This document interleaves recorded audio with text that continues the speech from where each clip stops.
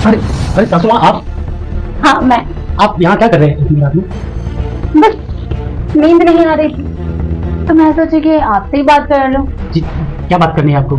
ससुर जी कहाँ है? अरे वो आज नहीं आएंगे, वो सुबह आएंगे। कॉल आया था भी उनका, कह रहे थे कि थोड़ा काम में फंसे हैं। अच्छा, तो आप यहाँ सोना चाहते हैं तो मैं बाहर जाके सो जाता हूँ। अरे नहीं नहीं नहीं, आप मेरी बात ही नहीं समझ रहे। मुझे पता है कि पूजा से आपको खुशी नहीं मिलती है, जो खुशी आप चाहते हैं। पूजा आपकी ध्यान नहीं रखती है,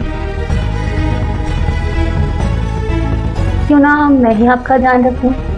मैं चाहती हूँ कि मैं वो सारी खुशी आपको दूं जिसके आप हकदार हैं, जो आप डिजर्व करते हैं। ये कैसी बातें कर रही हैं सासू माँ? मैं कुछ समझ नहीं पा रहा हूँ। अच्छा एक बात बताइए, कि आप खुश हैं पूजा के साथ? खुश तो नहीं हूँ, लेकिन अब क्या करें, शादी हो गई है तो रिश्ता तो निभाना ही पड़ेगा। ये सब तो चलता रहेगा। तो बस फिर मैं भी आपके ससुर जी के साथ खुश नहीं, वो भी मुझे खुश नहीं रख पाती। मुझे वो खुशी नहीं मिल रही है जिसकी मैं हकदार हूँ। तो क्यों ना हम एक दूसरे को खुश रखें। नहीं, मैं ये सब नहीं कर सकता, ये गलत है। देखिए गलत कुछ भी नहीं है।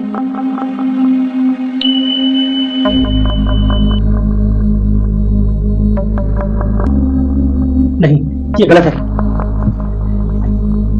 अरे कुछ भी गलत नहीं है। अब आप भी दुखी है, मैं भी दुखी हूँ। एक दूसरे का साथ देना गलत थोड़ी होता है। जिस परेशानी से भागकर मैं यहाँ आया था, यहाँ तो और भी ज्यादा परेशानियां हैं। मैं नहीं आ रह सकता, मैं जा रहा हूँ सासू माँ। अरे अरे सुनिए तो, ऐसे कैसे जाएंगे आप? हाँ, आपके ससुर जी क्या सोचेंगे? आप ऐसे नहीं जा सकते। नहीं, मुझे जाना ही होगा यहाँ से, वरना मेरा सब कुछ खत्म हो जाएगा। बाबा जी, इतनी रात को कहाँ जा रहे हैं? बस मुझे यहाँ नहीं रहना है, मैं जा रहा हूँ अपने घर वापस। अरे क्या हो गया अचानक भाई? अरे वही तो मैंने इनको कहा कि अभी कहाँ जा रहे हैं आप, तो ये पता नहीं निकलने लगे। ससुर जी, कुछ मजबूरियाँ ऐसी होती हैं जिन्हें जाहिर नहीं किया जा सकता। जिस परेशानी से भागकर मैं यहाँ आया था, उससे ज्यादा परेशानी तो यहाँ है, तो यहाँ क्यों रहूंगा? तू तो मेरे को समझा नहीं। क्या हुआ, क्या कुछ बताओगी तुम? अरे कुछ नहीं हुआ। मैं बताता हूँ ससुर जी। जब मैं सोने के लिए आया था तो सासू माँ मेरे कमरे में आई और मुझसे उल्टी सीधी हरकतें करने लगी। क्या? तो अरे ये झूठ बोल रहे हैं, ऐसा कुछ भी नहीं है। मैंने ऐसा कुछ नहीं किया। क्या कहा? दामाद की चीज है कि नहीं तुमको? तुमको पता है वो कौन है? दामाद है मेरा, और मुझे तुम पर तो पहले से ही तरह कि तुम बदचलन और बदचलन। तुम्हारी जमानी उफान मार रही है क्या? बेटा समाज कुछ नहीं पहचानते हो तुम, सब मानती है तुमको। मुझे माफ कर दीजिए, मुझसे गलती हो गई। माफी मुझसे नहीं, उससे मांगो। दामाद जी, मुझे माफ कर दीजिए, मुझसे गलती हो गई। आपको माफी मांगने की जरूरत नहीं है। बस आप अपने आप पे कंट्रोल रखिए और अपना सुखी परिवार को उजाड़ने से बचाइए। मैं तो बस यही चाहता हूँ कि आप आपस में खुश रहिए। बस मेरा क्या है, मेरा तो घर वही है, मुझे वही जीवन गुजारना है। मैं चला जाता हूँ, बस आप लोग खुश रहिए।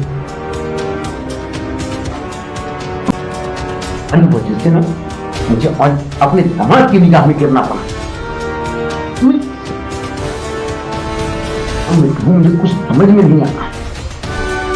अब माफ भी कर दीजिए, आप भी गलती समझ कर। तुम अपने आप से पूछिए, ये गलती माफी करने लायक है क्या? कल मेरी बेटी को पता चलेगा तो क्या सोचेगी तुम्हारे बारे में?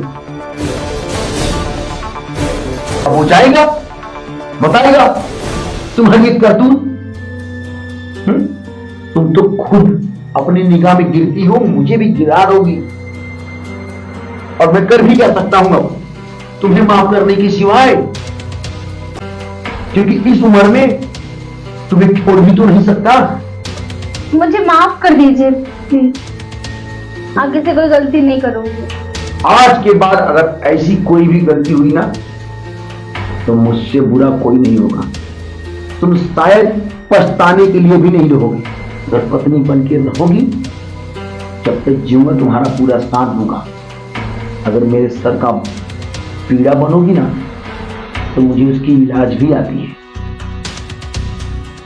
जा रहा हूं मैं आराम करने। और तो अच्छा हुआ कि आज ऑफिस में काम नहीं था, मैं वापस आ गया और ना जाने क्या क्या हो जाता।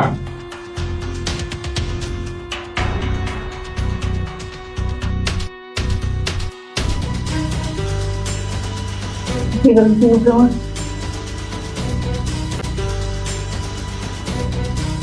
क्या करने वाली थी मैं?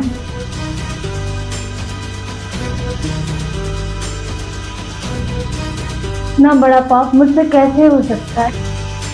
ये तो अच्छा हुआ कि इन्होंने मेरी आंखें खोल दी, नहीं तो पता नहीं क्या होता। मैं अवश्य आग में मैं कुछ भी कर जाए।